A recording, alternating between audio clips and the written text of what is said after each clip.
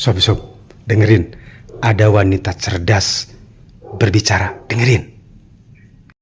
Bapak Ibu, saya mau ajak kita berhitung sebentar ya. Satu dapur MBG mendapat insentif 6 juta per hari. Dalam seminggu, mendapatkan insentif 36 juta. Dalam setahun jumlahnya sekitar 1,7 miliar.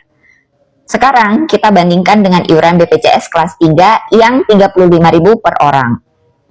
Dengan 6 juta dalam satu hari saja, kita bisa membayar iuran 171 orang selama 1 bulan. Dalam 1 bulan, kita bisa menutup lebih dari 4.000 orang. Dalam setahun, hampir 50.000 orang bisa tetap aktif BPJS-nya. 50.000 orang, Bapak Ibu. Artinya apa?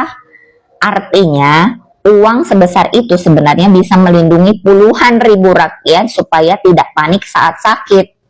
Supaya tidak harus jual motor, supaya tidak harus utang ke sana ke sini ketika masuk rumah sakit. Kita bukan bilang bantuan makanan itu tidak penting, penting. Tapi kita juga harus jujur, kalau orang sakit parah yang menyelamatkan bukan hanya makanan, yang menyelamatkan adalah kartu BPJS yang aktif. Karena kemiskinan paling cepat terjadi bukan karena lapar, tapi karena sakit.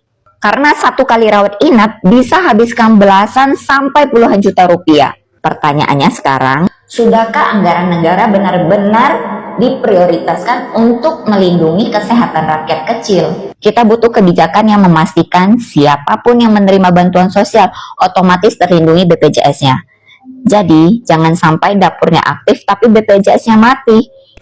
Nah, yang disampaikan oleh si ibu tadi, si mbak tadi ya gitu kan ya, itu dari satu dapur loh, 50.000 ya dalam 1 tahun. Coba bayangkan kalau ada 1.000 dapur, berapa tuh rakyat miskin yang bisa di hire ya BPJS-nya untuk diaktifkan sehingga dia tidak memiliki kesulitan ketika sakit.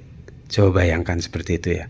Nah, selanjutnya untuk program MBG sendiri ya, sebaiknya dikasihkan aja itu uangnya kepada orang tua masing-masing biar dia masak sesuai dengan selera anaknya, sesuai dengan gizi yang memang dibutuhkan ya. Karena apa? Karena kalau disampaikan ke orang tua maka penghematan akan terjadi, tidak akan ada lagi markup yang lain-lainnya, motor terus seragam, terus laptop, kaos kaki, semir, sikat, nggak akan ada lagi seperti itu. Dan juga tidak usah memberikan insentif yang 6 juta itu per hari. Coba dananya itu kan bisa dialihkan untuk ya itu tadi BPJS misalkan seperti itu ya. Jadi ini menurut hemat saya ini lebih cerdas gitu ya. Kebutuhan gizi anak-anak terpenuhi ya. Terus yang keduanya pengeluaran-pengeluaran lain seperti untuk insentif, untuk pengadaan dan lain sebagainya itu tidak perlu. Bahkan dananya bisa dialokasikan untuk BPJS itu sendiri. Well, pokoknya